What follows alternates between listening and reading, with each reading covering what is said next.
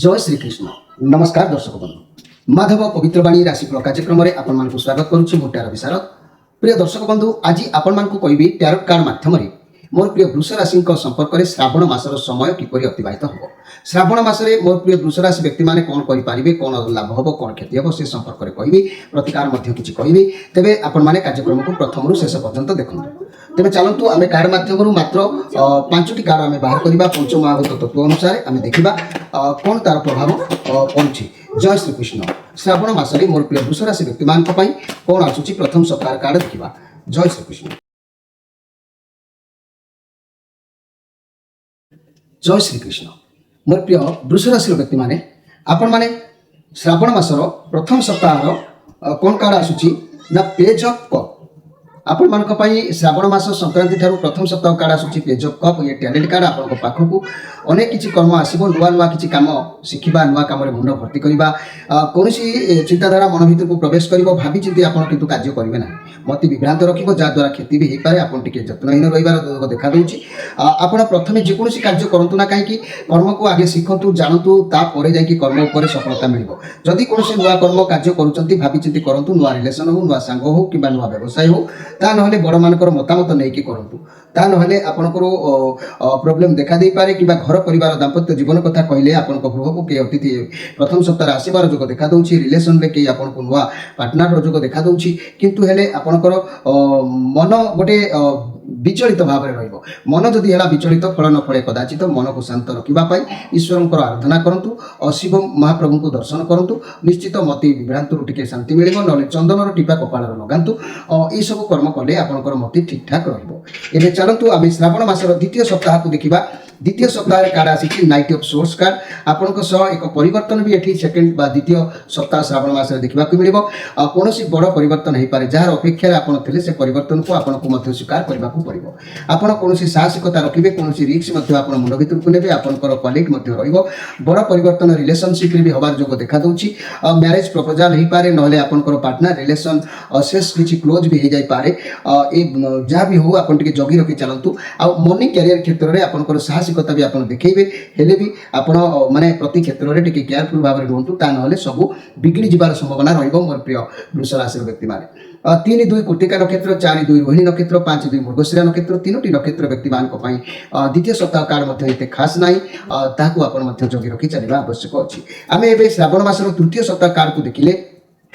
तृतीय सप्ताह कार्ड आसी जस्टिस कार्ड न्यायदाता कार्ड आसी बहुत बढ़िया कथा आपनकर कोनोसी समस्या चलुतला मन रखंतु आपनको ई कर्म हिसाब रे आपनको फल मिलिबो आपनको साथी अवश्य अन्याय हेबो नै कारण आपनकर हृदय बहुत ए समय सफा रहइबो किछि कार्य निज बुद्धि बल रे करी सफल हेबे कारण आपण एक एमिति व्यक्ति आपण अन्याय होबाको देबे नै का साथी अन्याय होबार सुजोग को मध्य देबे नै आपनको न्याय मध्य मिलिबो आपण जो बलिया कर्म करथिबे तार परिणाम फल आपनको सेई बलिया मिलिबो एते संदेह करिवार किछि नै घर परिवार दाम्पत्य जीवन ए समय टिके विचार को आसिला बेले टिके आश्वस्त मिलिबो रिलेशन रे उत्तम देखा समय व्यवसाय रे किछिटा सफलता आपनको प्राप्ति होबार ए समय जोगटा टिके सामान्य देखा दबो विचार करा दिबा कार्ड अर्थात जस्टिस कार्ड मु आपनको भी देखै दउची ये जस्टिस कार्ड रो अर्थ हला विचार जे कि आपण जहा सब कर्म करिथिबे से कर्म अनुसार फल आपनको प्राप्ति होबे एते संदेह करिवार किछि नाही। तेबे चतुर्थ सप्ताह कार्ड को आमे जदि देखिबा चतुर्थ सप्ताह कार्ड मध्य आसीछि 7 ऑफ सोर्स कार्ड आसीछि ये कार्ड भी मध्य सेमिति प्रमाण करूछि जे श्रावण मासर चतुर्थ शेष सप्ताह रे आपनको सहित के धोखा चीटिंग करि पारंती चालाकी के करि पारंती हुए तो आपनको निज लोक ही पारंती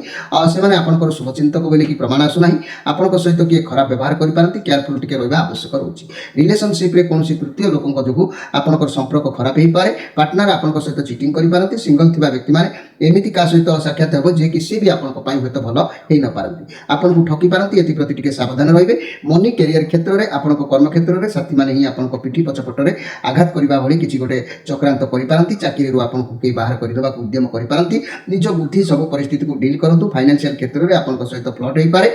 सब क्षेत्र रे ये कार्ड माने भलो नाही जेतु आपण भी मध्य बहुत चालाक लोक वृष राशि व्यक्ति माने मिछ कथा केबे कहबा को चाहंती नाही जदि भी आपण किछि भूल काम करंती धरा पड़ी जबार चांस भी थाए तेनु जहा किछि कर्म करचंती प्लान करि कि करंतु ता नहले आपण धरा पड़ी जिवे निजर पैसा को जतन रखंतु आवश्यक रे खर्च करंतु अनावश्यक रे खर्चांत होई लॉस होंतु नाही ये कार्ड मध्य से बड़ी सूचना आपण को दउछि। तेबे 4टी सप्ताह कार्ड स्थिति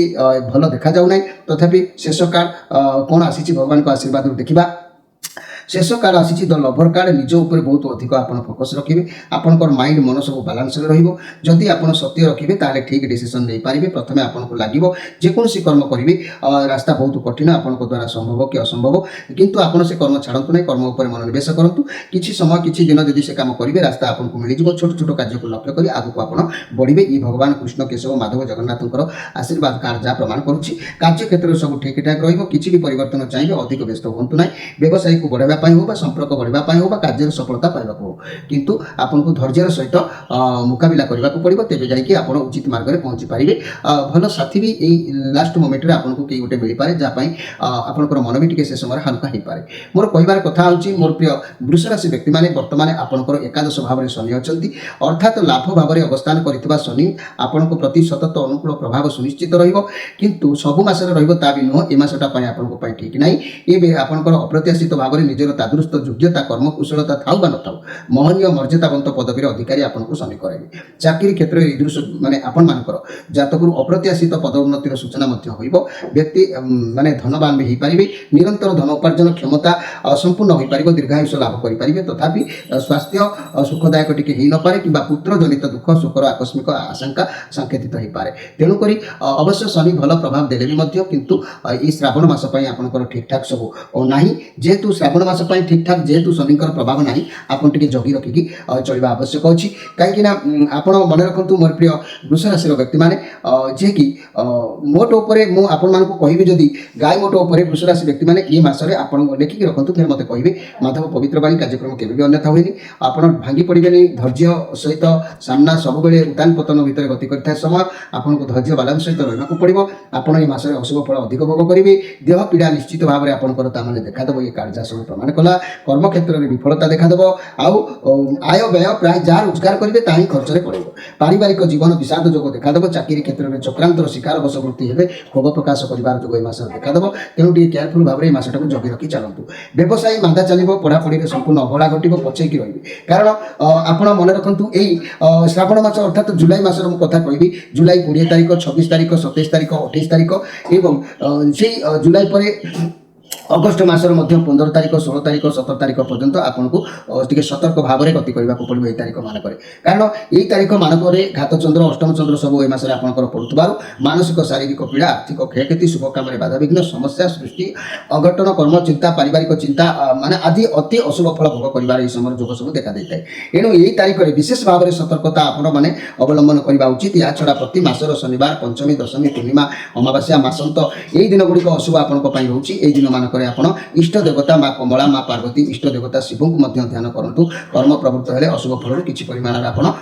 निवृत्त रही पारे तथापि आपंकर शुभवार जेकोसी कर्म करेंगे बुधवार शुक्रवार आप करूँ आ शुभ तिथि तृतीया त्रयोदशी द्वादशी यही सब समय करूँ शुभ रत्न जदि आप धारण करने को चाहते हीरा कि मुक्ताटी आप हस्तर धारण करूँ शुभ रंग कहले धला कि नील रंगर पोशाक सब परिधान करूँ तेज मस निश्चित आपको हेल्प जदि भी मुझे आपंकर समस्या बहुल हो मोर प्रिय कृत्तिका नक्षत्र वृष राशि रोहिणी नक्षत्र वृष राशि एवं मृगशिरा नक्षत्र वृष राशि व्यक्ति मैंने जदि किसी प्रोब्लेम होची ताले आपण माने एक हनुमान जंत्र को आपण माने पूजा करंतु ये हनुमान जंत्र को पूजा करंतु कौन समय शौच होला परे दुईटी धूपकाठी को 7 थर बुलाई आनी अने से माने जंत्र को देखै रखी दिंतु 30 रु 45 मिनिट पर्यंत जितेबाला निराला समय होची जंत्र को अनेक निजर जहाँ मनर अभिलाष अच्छी मन मन कहतु एपरी रेगुलार सबुदिन 100 दिन मात्र करके देखंतु देखिए फल प्राप्ति निश्चित भावे यही आप निजे करेंगे जिते जहाँ हो पछे या पालन करने उचित जदि स्त्री मैंने करती स्त्री मानकर मासिक हेले करेंगे ये छुआ अछुआ मोतिकिया छुटिकिया किसी भी न था तेणु आपण मैंने मेडिसिन भली यह काम करें तेणु रेगुलार यह करवा आपंकर आवश्यक अच्छी यही जंत्र को कौन ठाकुर घरे फूल बेलपत्र दे पूजा करने आवश्यकता ना यही जंत्र को आप आखि सामने जेकोसी घरे ठाकुर घरे बाथरूम लाट्रिन कि रोषे घर को छाड़ी अन्य स्थान मानक रखिपारे आपण ये जंत्र को व्यवहार कर अर्थात निज शोवा बेडरूम भी रखिपारे डाइनिंग रूम में रखिपारे या कांथरे देवाल एमती सठेदेवे सठेदेला रहा प्रत्येक दिन बसिकी खाली अनेबे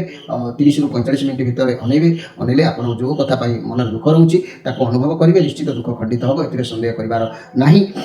ଆପଣମାନେ ମନେ ରଖନ୍ତୁ ଏ ଯନ୍ତ୍ର ଯେଉଁମାନେ ବ୍ୟବହାର କରିବେ କେବଳ ମଙ୍ଗଳବାରକୁ ଛାଡ଼ି ଅନ୍ୟ ସବୁ ବାରରେ ଆମିଷ ଖାଇପାରିବେ, କିନ୍ତୁ ମଙ୍ଗଳବାର ଆମିଷ ଖାଇବ ନାହିଁ। ଏ ଯନ୍ତ୍ର ସାମ୍ନାରେ ବସି ଏକ ଲୟରେ ଯନ୍ତ୍ରକୁ ଅନେଇକି ରହିବେ, ମନେ ମନେ ଚିନ୍ତା କରିବେ ଆପଣଙ୍କର ବ୍ୟବସାୟ, ଚାକିରି, ଘର ସମସ୍ୟା, ଅର୍ଥ ସମସ୍ୟା ଯାହା ବି ଅଛି ଆପଣ ଉକ୍ତ ସମସ୍ୟା କେତେ ସହଜରେ ସମାଧାନ ହୋଇଯିବ ମାତ୍ର 100 ଦିନ କରିକି ଦେଖିଲେ ଜାଣିପାରିବେ। କିନ୍ତୁ ଯେତେବେଳେ এই ଯନ୍ତ୍ର ଆଣିବେ ତାହା ସିଦ୍ଧ ଯନ୍ତ୍ର ହୋଇଥିବା ଦରକାର, ପ୍ରାଣ ପ୍ରତିଷ୍ଠିତ ହୋଇଥିବା ଦରକାର। ତେବେ ମୋର ପ୍ରିୟ ଯାହାକି